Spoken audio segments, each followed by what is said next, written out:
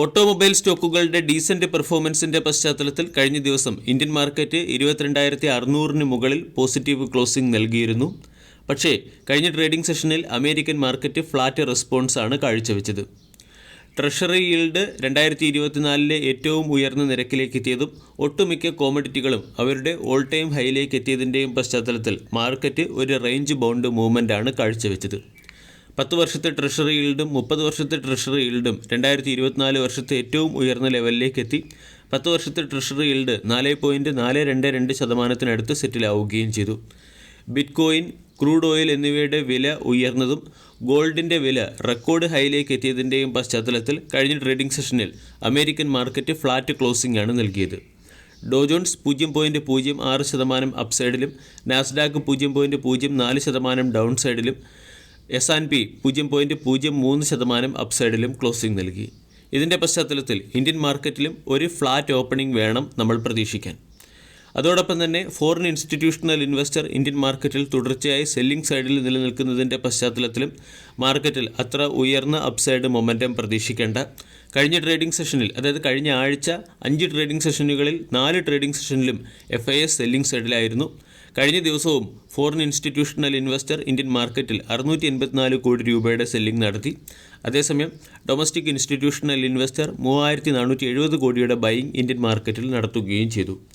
കൂടാതെ ക്രൂഡിൻ്റെ വില ഉയരുന്നതും മാർക്കറ്റിനെ സംബന്ധിക്കുന്ന ഒരു കൺസേണായി മാറിയിട്ടുണ്ട്.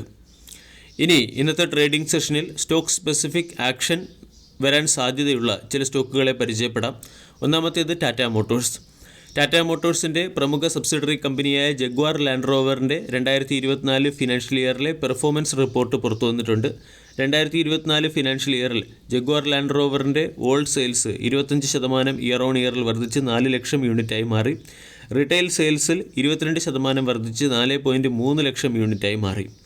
ഇനി 2024 ഫിനാൻഷ്യൽ ഇയറിലെ ക്വാർട്ടർ 4-ൽ ജഗ്വാർ ലാൻഡ് റോവറിൻ്റെ ഓൾഡ് സെയിൽസ് 16% ഇയർ ഓൺ ഇയറിൽ വർദ്ധിച്ച് 1.1 ലക്ഷം യൂണിറ്റും റീറ്റെയിൽ സെയിൽസ് 11% ഇയർ ഓൺ ഇയറിൽ വർദ്ധിച്ച് 1.1 ലക്ഷം യൂണിറ്റുമായി മാറി. ടാറ്റ മോട്ടോഴ്സിൻ്റെ ഒരു പ്രധാന സബ്സിഡറിയായ ജഗ്വാർ ലാൻഡ് റോവറിൻ്റെ ക്വാർട്ടർലി പെർഫോമൻസിനും എൻ്റയർ ഫിനാൻഷ്യൽ ഇയറിലെ പെർഫോമൻസിനും മുകളിലുള്ള മാർക്കറ്റ് റിയാക്ഷൻ ഇന്നത്തെ ട്രേഡിംഗ് സെഷനിൽ സ്റ്റോക്കിൽ പ്രതീക്ഷിക്കാവുന്നതാണ്. ഇന്ന് ഡിസ്കൗണ്ട് സെല്ലിംഗ് വരാൻ സാധ്യതയുള്ള 2 സ്റ്റോക്കുകളാണ് ഗ്ലാൻ ഫാർമയും ശില്പ മെഡിക്കെയറും. ഗ്ലാൻ ഫാർമയുടെ ഒരു പ്രമുഖ ഷെയർ ഹോൾഡർ കമ്പനിയുടെ 4.9% സ്റ്റേക്കുകൾ 7.3% ഡിസ്കൗണ്ടിൽ സെൽ ചെയ്യുന്നു. 1725 രൂപ പെർ ഷെയർ എന്ന റേറ്റിലുള്ള ഡിസ്കൗണ്ട് സെല്ലിംഗ് ആണ് ഗ്ലാൻ ഫാർമയിൽ വരാനിരിക്കുന്നത്. ശില്പ മെഡിക്കെയർ എന്ന കമ്പനി ഫണ്ട് റേസ് ചെയ്യുന്നതിൻ്റെ ഭാഗമായി QIP വഴി സ്റ്റേക്ക് ഡയല്യൂട്ട് ചെയ്യുകയാണ്. ഇവിടെ 10% ഡിസ്കൗണ്ടിൽ 477 രൂപ പെർ ഷെയർ എന്ന റേറ്റിലാണ് ശില്പ മെഡിക്കെയർ എന്ന കമ്പനി അവരുടെ സ്റ്റേക്കുകൾ സെൽ ചെയ്യുന്നത്. ഇതിൻ്റെ പശ്ചാത്തലത്തിൽ ഈ 2 സ്റ്റോക്കുകളിലും ഇന്ന് ഡിസ്കൗണ്ട് സെല്ലിംഗ് വരാൻ സാധ്യതയുണ്ട്. ക്വാർട്ടർലി ബിസിനസ് അപ്ഡേറ്റ്സിൻ്റെ പശ്ചാത്തലത്തിൽ അപ്സൈഡ് മൊമെൻറ്റം പ്രതീക്ഷിക്കാവുന്ന 2 സ്റ്റോക്കുകളാണ് സുല വൈനിയാർഡും IRB ഇൻഫ്രാസ്ട്രക്ചർ ഡെവലപ്പേഴ്സും. സുല വൈനിയാർഡിൻ്റെ ക്വാർട്ടർ 4-ലെ പെർഫോമൻസിൽ double digit revenue growth company record ചെയ്തിട്ടുണ്ട്. അതോടൊപ്പം തന്നെ നെറ്റ് റവന്യൂ 10% ഇയർ ഓൺ ഇയറിൽ വർദ്ധിച്ച് 131.8 കോടിയായി മാറി. കമ്പനിയുടെ ഓൺ ബ്രാൻഡുകളിൽ നിന്നുള്ള റവന്യൂ 9% വർദ്ധിച്ച് 113 കോടിയായി രേഖപ്പെടുത്തിയിട്ടുണ്ട്. കൂടാതെ വൈൻ ടൂറിസം 31% വർദ്ധിച്ച് 16.4 കോടി കോൺട്രിബ്യൂട്ട് ചെയ്യുകയും ചെയ്തു. സുല വൈനിയാർഡ് എന്ന കമ്പനി നാസിക്കിലുള്ള ND വൈൻസ് എന്ന കമ്പനിയെ അക്വിസിഷൻ ചെയ്യുന്നതായി പ്രഖ്യാപിച്ചിട്ടുമുണ്ട്. IRB ഇൻഫ്രാസ്ട്രക്ചർ ഡെവലപ്പേഴ്സിൻ്റെയും ക്വാർട്ടർലി ബിസിനസ് അപ്ഡേറ്റ്സ് പുറത്തു വന്നിട്ടുണ്ട്. ടോൾഡ് റവന്യൂ 30% ഇയർ ഓൺ ഇയറിൽ വർദ്ധിച്ചതായിട്ടും asset under IRB infrastructure trust 40% വർദ്ധിച്ചതായിട്ടും കാണാൻ സാധിക്കും. ടോൾഡ് റവന്യൂ 30% വർദ്ധിച്ച് 480 കോടിയിലേക്ക് ഉയർന്നിട്ടുണ്ട്. അതുകൊണ്ട് സുല വൈനിയാർഡ്, IRB ഇൻഫ്രാസ്ട്രക്ചർ തുടങ്ങിയ സ്റ്റോക്കുകളിൽ ഇന്ന് ക്വാർട്ടർലി ബിസിനസ് അപ്ഡേറ്റ്സിന് മുകളിലുള്ള മാർക്കറ്റ് റിയാക്ഷൻ പ്രതീക്ഷിക്കാം. ദിലീപ് ബിൽഡ്കോൺ എന്ന കമ്പനിക്ക് ഹരിയാന റെയിൽ ഇൻഫ്രാസ്ട്രക്ചർ ഡെവലപ്മെൻറ്റ് കോർപ്പറേഷൻ്റെ സൈഡിൽ നിന്നും എഞ്ചിനീയറിംഗ്, പ്രൊക്യൂർമെൻറ്റ് ആൻഡ് കൺസ്ട്രക്ഷൻ സെക്ടറിൽ 1092 കോടി രൂപയുടെ ഓർഡർ ലഭിച്ചിട്ടുണ്ട്. SJVN എന്ന കമ്പനി ആസാം പവർ ഡിസ്ട്രിബ്യൂഷൻ കമ്പനിയുമായി ചേർന്ന് റിന്യൂവബിൾ എനർജി പ്രോജക്റ്റുകൾ ഡെവലപ്പ് ചെയ്യുന്നതിന് ജോയിൻറ്റ് വെഞ്ചർ കമ്പനി ഫോം ചെയ്യുകയും ചെയ്തു. യൂക്കോ ബാങ്കിൻ്റെ ക്വാർട്ടർലി ബിസിനസ് അപ്ഡേറ്റ്സ് പുറത്തു വന്നിട്ടുണ്ട്. യൂക്കോ ബാങ്കിൻ്റെ ടോട്ടൽ ബിസിനസ് 9.6% ഇയർ ഓൺ ഇയറിൽ വർദ്ധിച്ച് 4.5 കോടിയായി മാറി.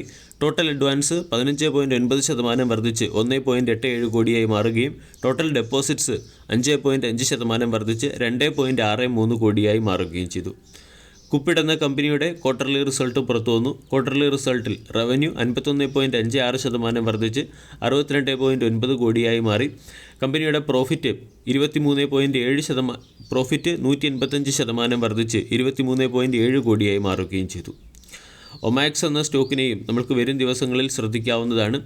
കമ്പനി ഒരു മൾട്ടി സ്പോർട്സ് സ്റ്റേഡിയവും അതുപോലെ തന്നെ റീറ്റെയിൽ ഹോസ്പിറ്റാലിറ്റി ഹബ്ബും ഡൽഹിയിൽ 1500 കോടി രൂപയ്ക്ക് സെറ്റപ്പ് ചെയ്യാൻ ശ്രമിക്കുന്നു.